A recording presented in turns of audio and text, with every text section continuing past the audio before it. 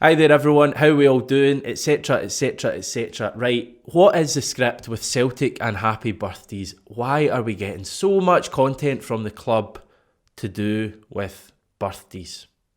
It's a mystery to me. Anyone who follows me on Twitter will know that I do go on about it quite a lot. It's probably my way of dealing with this absolute horror show of a season, just to pick out one kind of daft part of it. Because I do find the whole birthday stuff just completely daft. What is that famous quote? I don't know, was it? I was going to say it was Einstein. I don't think it was Einstein. Right, I've got it. The definition of insanity is doing the same thing over and over again and expecting a different result. I believe it was a Mr. Albert Einstein. Surely Celtic have got to realise that just wishing people happy birthdays every single day of their existence is not a genuine social media plan, and it's not going to get supporters on side. I'm probably not even going to celebrate my own birthday this July because I've had enough of it from the club this year. When people ask me who I support nowadays, it is no longer Celtic, it's Clinton Cards FC.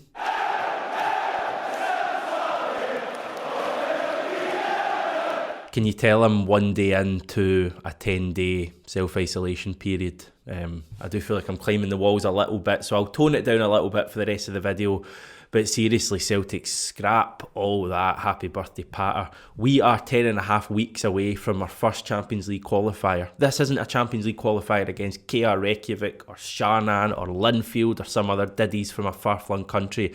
This is going to be against a team like Sparta Prague or Galatasaray or Rapid Vienna or Brondby. This is going to be against a team that will probably expect or certainly hope to put us out of the Champions League. Now, one of the most talked about stories this week has been the news that Celtic and Rangers Colts will spend one season and one season only in the Lowland League next year. Now, I don't think it's a particularly big story, to be honest. I've spoken on the channel in the past about the fact that when I lived in Germany for a bit, I went to see Stuttgart's B team and basically no one was there. No one's really interested, and I don't think too many people will be interested in Celtic's Colt teams, certainly a few months into the season. Maybe they'll get an initial flurry of activity or whatever. I don't think it's a major story, but it serves as the perfect point to show the difference between Celtic and sadly Rangers at the moment when it comes to the way they talk to their support.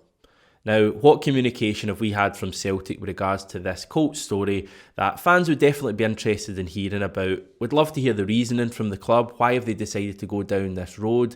Maybe get the head of academy, if we even have a head of academy, on. Maybe get Dominic Mackay, there's a novel idea. Maybe even get John Kennedy on to chat about the opportunities that it could bring to Celtic youth players. Maybe Callum McGregor or James Forrest could chat about how important it is to play men's football when you're coming through as a youngster. That's basically what Rangers did. Rangers, and I hate to give them praise, but they are light years ahead of us when it comes to their social media and the PR and the way they talk to fans. They posted, I think, 8.5-minute video on Twitter yesterday with their managing director, sporting director, and head of academy talking about the reasoning behind the move. Wow, how good would it be to have the club you support chatting to you like that? We really deserve much more than that. For my sins, I ended up on the Rangers YouTube channel for, I promise, no more than about 25 seconds, just to see what other kind of stuff had been posted from the club and comparing it to ours.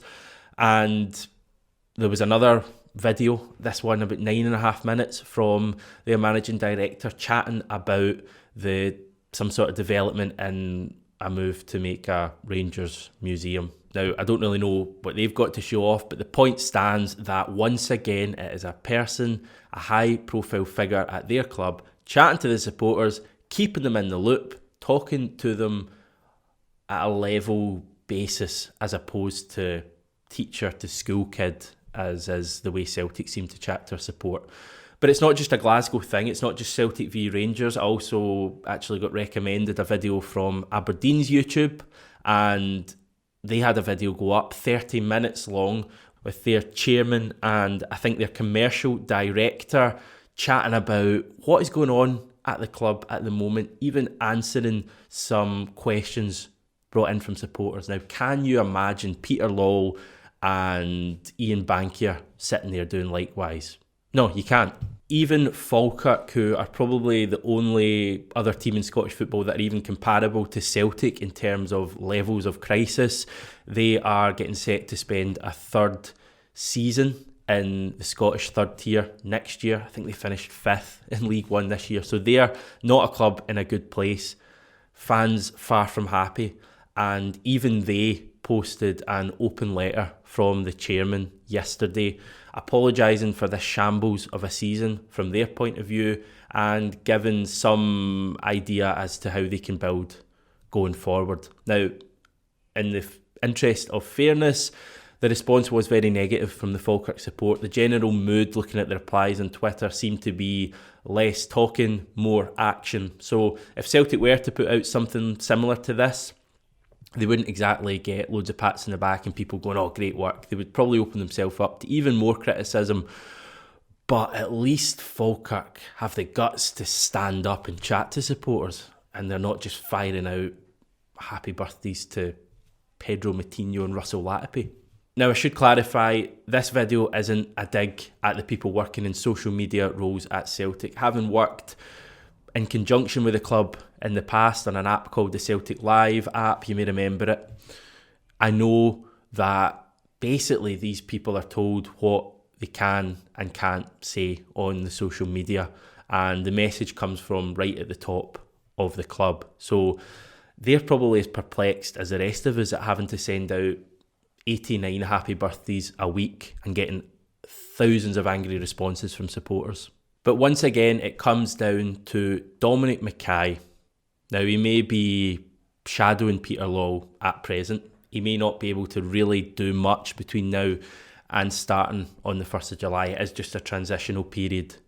But when he starts on the 1st of July, Peter Lawwell will no longer be the chief executive of Celtic. Hopefully he's not even at Celtic. And hopefully Dominic Mackay can put his print on things. He can take Celtic in whatever direction he wants to take them. He will be the man in charge. And I just really hope that he wants to open a dialogue with supporters that has been so badly lacking over certainly the last year, but much longer than that, if we're honest.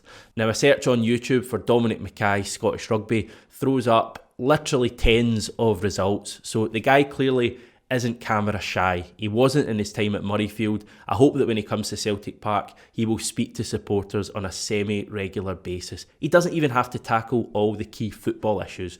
We just want to hear about the business of the club. He could delegate the football issues to the new sporting director or even the manager. We're not against that, but we just need to open up a new level of communication that is lacking at the club at the moment. There are no excuses for Celtic not to be chatting to supporters in 2021. With all due respect, if clubs like Rangers and Aberdeen can do it, then the biggest club in Scotland can certainly do it. I think Dominic Mackay has shown early promise in a couple of things at Celtic. You may remember a couple of months ago there was a Celtic fan media press conference. I believe they've scheduled another one coming up as well that 67 Hail Hail will be involved in. So I think that's a Dominic Mackay idea and it's certainly promising, but there's a lot more needs done at the club. A lot of it will be fixed by an appointment like Eddie Howe, but a lot of it needs much more than that. Thanks for watching this video, folks. Remember to subscribe to the channel if you're a first-time viewer. If you're just someone who's been watching our video for ages and not yet subscribed, then I'll forgive you as long as you subscribe now. Let us know in the comments what you thought of this video. Maybe you've never commented on one of our videos before. Say hi. It would really be appreciated.